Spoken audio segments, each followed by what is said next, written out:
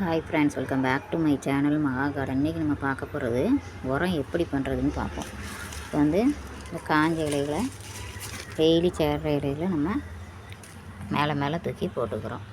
இப்போது நான் என்னெல்லாம் கொண்டு வந்துருக்கேன்னா, காஞ்ச கருவேப்பிலை இலைகள், வாழைப்பழத்தூள் ப்ளஸ் உருளைக்கிழங்கு தூள், கிச்சன் வேஸ்ட், இது எல்லாத்தையும் நம்ம இந்த இதோட தூக்கி போடுறோம். உரத்தில் போட்டுட்டு மண்ணை மேலே போடுறோம்.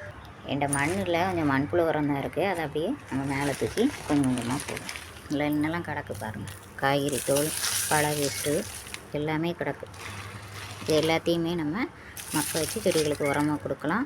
இது வந்து நல்ல ரிசல்ட் இருக்குது. நல்ல பூக்கள்லாம் பூக்குது, காய் பிடிக்குது.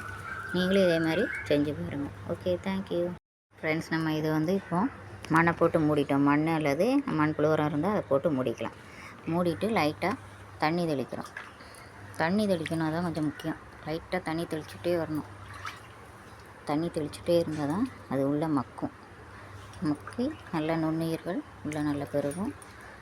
கிச்சன் வேஸ்ட்டு, பழ வேஸ்ட்டு எதுனாலுமே, பழுத்த இலைகள் எதுனாலுமே நம்ம போட்டு நல்லா உரமாக்கலாம். செடிகள் நல்லா சூப்பராக பசுமையாக நல்லா வளருது.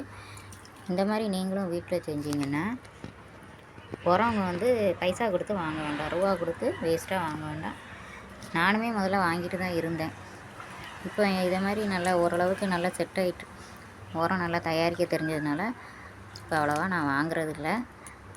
நீங்களுமே இதே மாதிரி செஞ்சு உங்கள் தோட்டத்துக்கு உரங்களை கொடுத்தீங்கன்னா நல்ல செடிகள் வந்து நல்லா செடித்து நல்லா சூப்பராக பசுமையாக வளரும். சூப்பர் ரிசல்ட் இருக்குது. அதனால் நீங்கள் இதை வந்து நல்லா உரமாக்குங்க. எல்லாத்தையும் வேஸ்ட் பண்ணாதீங்க. பழத்தொடிகள், காய்கறி கழிவுகள் ப்ளஸ் காய்ந்த இலைகள் எல்லாமே நீங்கள் இது வந்து உரமாக்கலாம். மக்க விட்டு உரமாக்கி செடிகளுக்கு வாரம் ஒரு தடவை இல்லாட்டி 2 வாரத்துக்கு ஒரு தடவை போட்டிங்கன்னா செடிகள் வந்து நல்லா பசுமையாக நல்லா சூப்பராக வளரும். சூப்பர் ரிசல்ட் இருக்குது மக்களே. அதனால் இதை வேஸ்ட் பண்ணாமல் நம்ம உரமாக்கி செடிகளுக்கு கொடுப்போம். Okay, thank you.